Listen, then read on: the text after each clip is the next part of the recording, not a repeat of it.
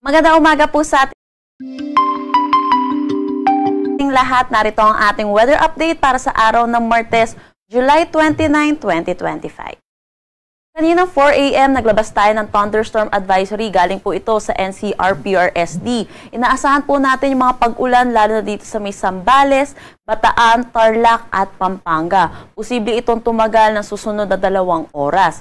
Para po sa next update natin dito sa mga nilalabas natin thunderstorm advisory at mga heavy rainfall advisory po natin, ugaliin po natin i-check ang panahon.gov.ph.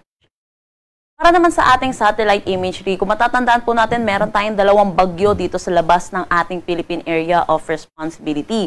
Nasa labas na ito ng monitoring domain ng Pag-asa, pero dahil dito po sa 2 bagyo, nag-e-enhance pa rin ito ng southwest monsoon or habagat na umiiral dito sa buong bansa pa rin naman natin. Pero inaasahan po natin, yung mga pag-ulan ay maitatala natin, lalo na dito sa western section ng Luzon. Kaninang 5 a.m. naglabas po tayo ng weather advisory hinggil sa magiging ulan nitong southwest monsoon, lalo na dito sa western section ng Luzon. Pero kung makatatandaan po natin, magkaiba po ang weather advisory at ang heavy rainfall warning. Kung makikita natin, 50 to 100 millimeters of rain po ay yellow. At iba po ito dito sa yellow warning na nilalabas po natin kapag meron po tayong heavy rainfall warning. So, huwag po natin gawing basehan ng class suspension ng ating weather advisory. Pero kung makikita natin, 50 to 100 millimeters of rain ang inaasahan natin dito sa may Zambales, Bataan, Pangasinan, Benguet, La Union, Ilocos Sur, Abra at Ilocos Norte. Dahil na rin sa mga sunod-sunod na pag-ulan natin ng mga nakaraang araw, saturated na rin po yung ating mga kalupaan. So iba yung pag-iingat po para sa ating mga kababayan dahil po sa mga pagbanta, mga pagbaha pa rin at mga pagguho ng lupa. Bukas naman, inaasahan natin, hihina na rin yung epekto nitong southwest monsoon natin. Kung makikita natin, nabawasan na rin yung makakaroon ng mga significant rainfall. At inaasahan na lang natin ito dito sa may Ilocos Norte, Abra, Ilocos Sur, La Union at Benguet. Pero inaasahan pa rin po natin, 50 to 100 millimeters of rain pa rin po ito, mataas pa rin po ito. So iba yung pag-iingat pa rin po sa ating mga kababayan.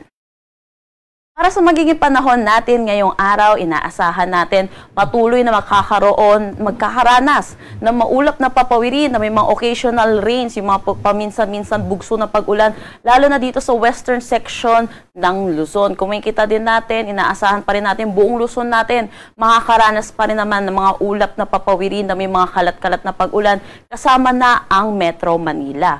Pero para naman dito sa Mimaropa at Bicol Region, inaasahan natin magiging maaliwalas ang kanilang panahon. Pero asahan din natin mataas ang tsansa ng mga pag-ulan, lalo na sa madaling araw, sa hapon at sa gabi, dulot pa rin naman ito ng habagat. Agwat ng temperatura for Metro Manila, 25 to 31 degrees Celsius, Lawag, 25 to 28 degrees Celsius. For Tuguegarao, asahan natin ang 27 to 32 degrees Celsius, Baguio, 17 to 20 degrees Celsius. For Tagaytay, 23 to 29 degrees Celsius at Legazpi, 27 to 33 degrees Celsius. Para naman dito sa may Palawan, Visayas at Mindanao, kung makikita natin, makakaranas naman tayo ng maaliwalas na panahon. Pero asahan natin, magiging mainit at maalinsangan po, lalo na sa tanghali hanggang hapon.